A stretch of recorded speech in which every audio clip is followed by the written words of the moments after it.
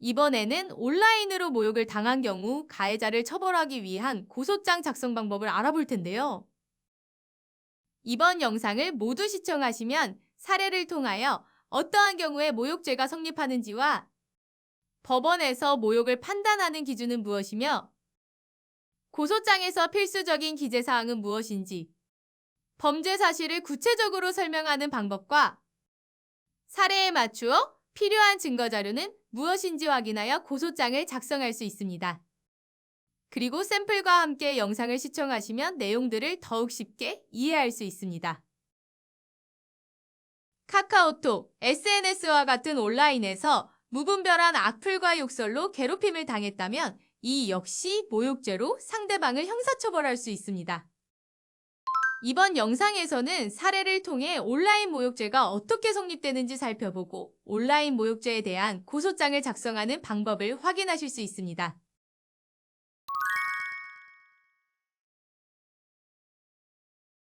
서울 종로구에 거주하는 20대 여성 강모 씨는 대학교를 다니고 있는 학생입니다.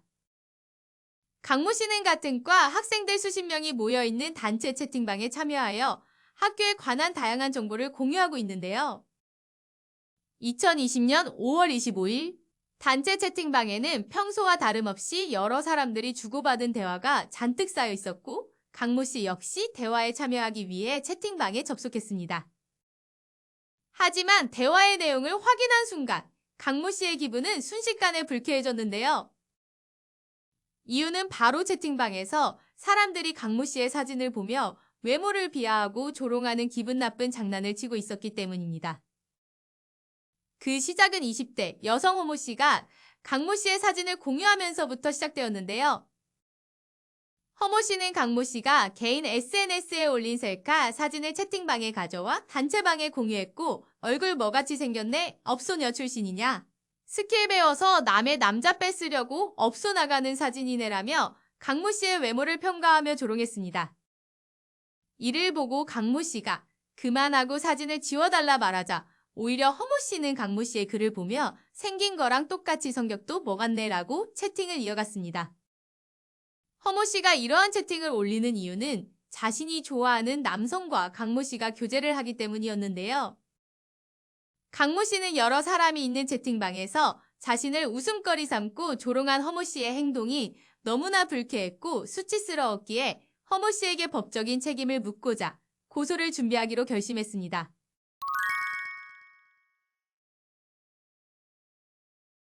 이번 사례에서 허모 씨처럼 공공연하게 사람을 모욕하였다면 모욕죄에 해당합니다. 그리고 우리 대법원은 모욕에 대하여 사람의 사회적 평가를 저하시킬 만한 추상적 판단이나 경멸적 감정을 표현하는 것이라고 판결하였습니다. 그리고 실제로 명예가 침해되지 않아도 추상적 판단이나 경멸적 감정을 공공연하게 표시하였다면 모욕죄에 해당하는데요.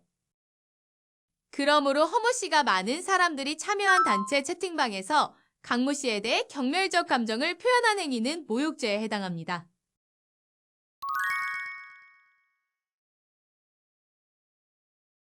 그럼 이 사례에 맞춰 고소장 작성 방법에 대해서 살펴보겠습니다.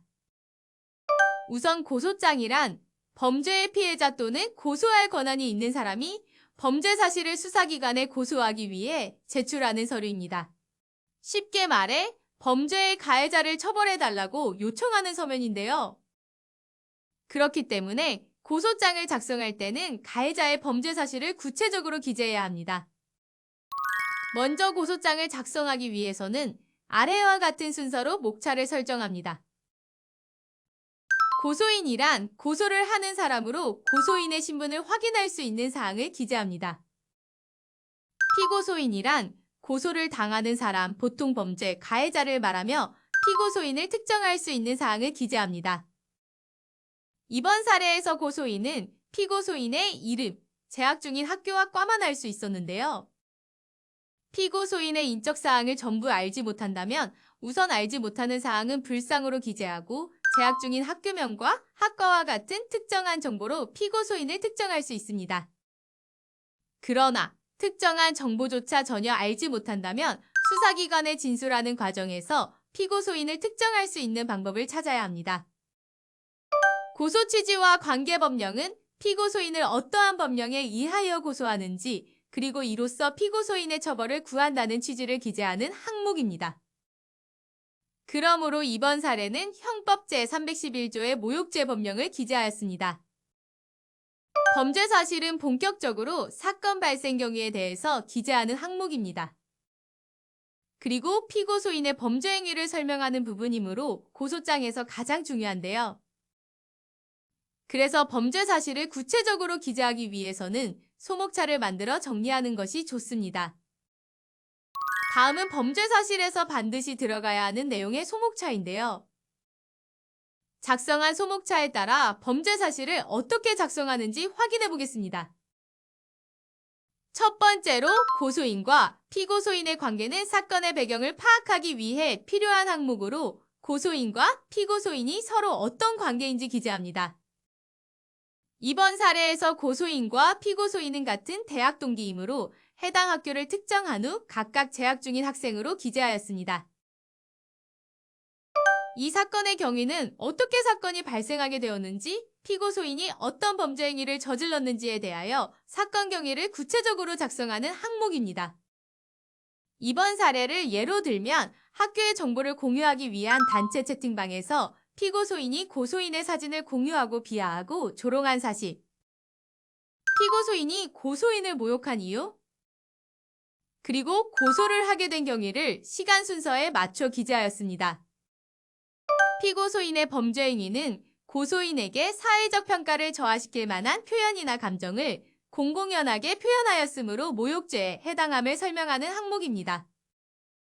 그러므로 피고소인이 어떤 방법으로 고소인을 공공연하게 모욕하였는지 기재하였습니다. 고소인의 피해 상황은 피고소인의 범죄 행위로 인해 고소인에게 발생한 피해 상황을 기재하는 항목입니다. 이번 사례에서 고소인은 피고소인의 범죄 행위로 인하여 정신적 충격으로 인해 억울함과 향후 학교 생활에 대한 두려움을 호소하였습니다. 이처럼 피고소인의 모욕으로 인해 발생한 피해 상황을 기재하고 이외에 억울한 사정이 있다면 탄원서에 상세하게 기재하여 피고소인의 엄벌을 구할 수 있습니다. 소결론에서는 지금까지 기재한 범죄 사실들을 요약하여 고소인과 피고소인의 관계, 사건 발생 일시, 장소, 피고소인의 범죄 행위, 고소인의 피해 사실을 간결하게 기재합니다. 그리고 마지막 결론에서는 피고소인을 엄벌에 처해달라는 취지를 기재합니다. 증거자료는 피고소인의 범죄 사실을 입증하기 위하여 반드시 필요한 자료입니다. 증거자료는 각자 상황에 맞는 자료를 수집하고 제출하는데요. 이번 사례에서는 피고소인의 범죄 행위가 담긴 단체 채팅방 화면 사진들을 증거자료로 제출하였습니다.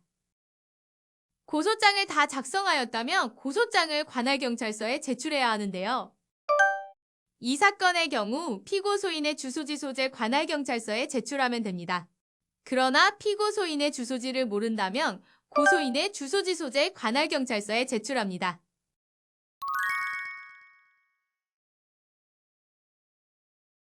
이번 영상에서는 모욕죄에 대한 고소장 작성 방법을 알아보았는데요. 모욕죄 고소장을 작성할 때에는 타인의 사회적 평가를 저하시킬 만한 감정을 공공연하게 표현한 사실을 상세하게 기재하는 것이 핵심입니다. 그럼 여러분들도 용기를 내어 한번 작성해보세요.